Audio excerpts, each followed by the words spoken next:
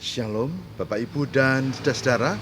Selamat berjumpa kembali dengan saya Pendeta Lukas Eko Sukoco dari Padepokan Diakonia Mitra Kinasih GKJ Purworejo.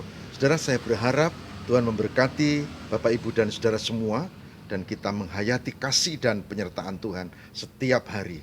Saudara, kita berserah di dalam penyertaan dan berkat Tuhan.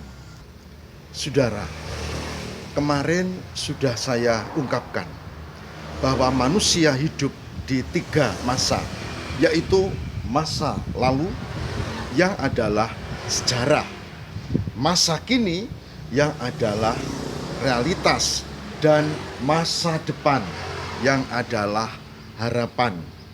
Kalau kita mau diberkati Tuhan dan hidup sebagai orang yang seharusnya begitu, wajar, normal, maka 3 hal ini yang kita jalani: masa lalu, masa kini, masa depan. Kemarin kita sudah bahas, seringkali kita sering diikat oleh masa lalu sehingga terganggu hidup di masa kini dan tidak mampu merancang masa depan.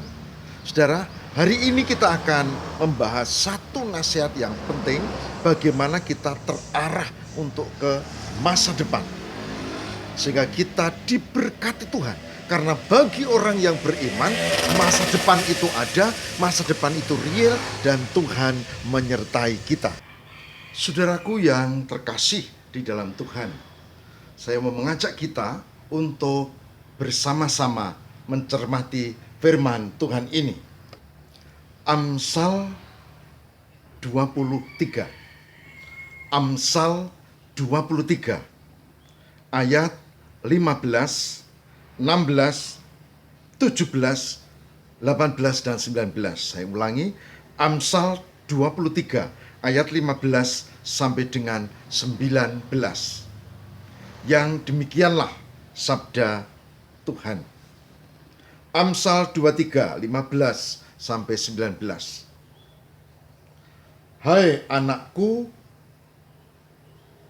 jika hatimu bijak, hatiku juga bersuka cita. Jiwaku bersukaria kalau bibirmu mengatakan yang jujur. Janganlah hatimu iri kepada orang-orang berdosa, tetapi takutlah akan Tuhan senantiasa, karena masa depan sungguh ada dan harapanmu tidak akan hilang. Hai anakku, dengarkanlah dan jadilah bijak. Tujukanlah hatimu ke jalan yang benar. Amsal 23, 15 sampai dengan 19. Saudara yang berbahagia, barang siapa yang mendengarkan firman Tuhan dan yang memelihara dalam kehidupan setiap hari. Haleluya. Saudaraku yang terkasih di dalam Tuhan, masa depan bagi orang yang beriman adalah sesuatu yang pasti dalam penyertaan Tuhan. Saya ulangi, masa depan bagi orang yang beriman adalah sesuatu yang pasti dalam penyertaan Tuhan. Jadi, tidak hanya hidup masa lalu, ambil hikmah, tidak hanya masa kini yang sedang dijalani, tapi ada masa depan yang memang sedang mengarah ke sana di dalam tuntunan Tuhan. Caranya ayat 15. Hai anakku, jika hatimu bijak, hatiku juga bersuka cita. Saudara, hati adalah pusat dari kehidupan. Apa yang dipikir dari hati, apa yang diucap dari hati dan pikir, kemudian apa yang diucap akan mempengaruhi perilaku. Jadi ini hati. Kata lain dari Amsal 23 ayat 15 adalah, kalau kita mau punya masa depan, maka pertama-tama adalah memelihara spiritualitas. Spiritualitas artinya iman yang mewujud dalam perilaku, mulai dari pikiran, ucapan, lalu tindakan. Ini yang disebut dengan hati yang bijak. Spiritualitas tidak berhenti pada sekedar ritual dan ibadah ritual rutinitas, tapi ini lebih dari itu. Spiritualitas itu menyatu dalam hati, mewujud dalam perilaku. Itu syarat pertama. Bila ingin punya masa depan, maka yang pertama-tama adalah menjaga spiritualitas. Oke. Yang kedua,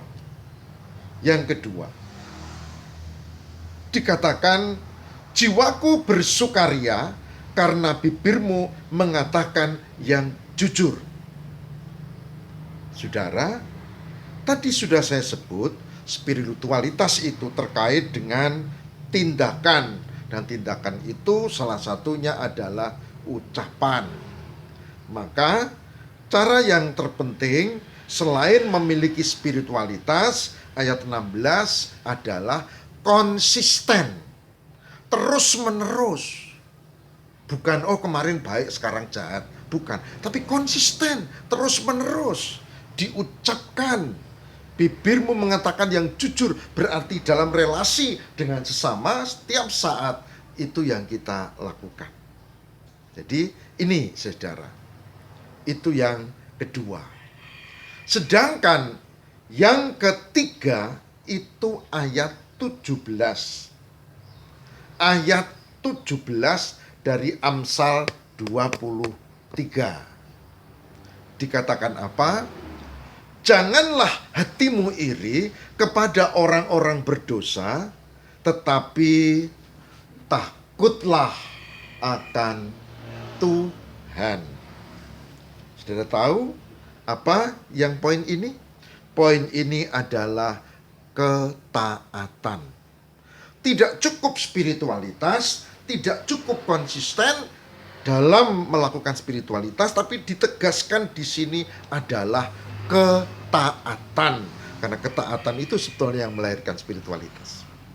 Ketaatan, terutama dalam kaitannya dengan relasi sosial.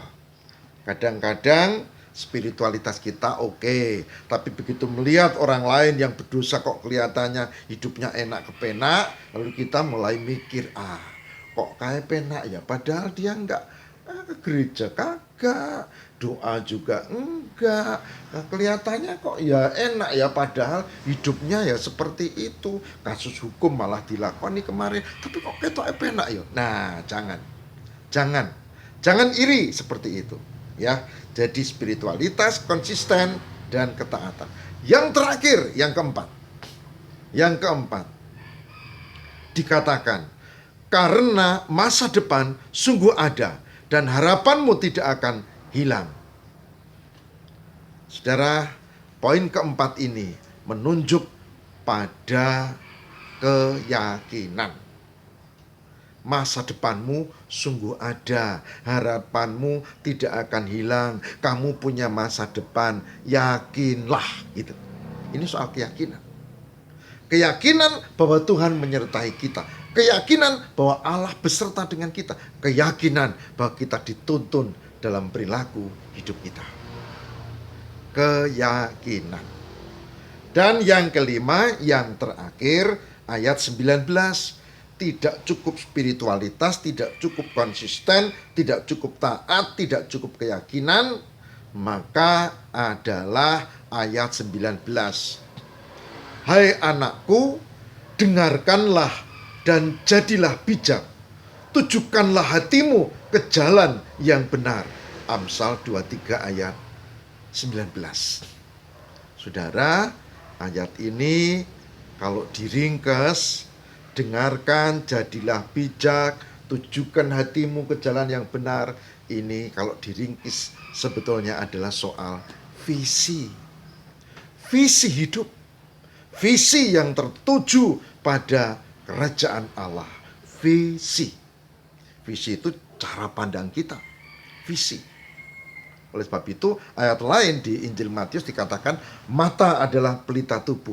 Kalau matamu gelap, gelaplah seluruh tubuhmu. Kalau matamu baik, baiklah juga seluruh tubuhmu.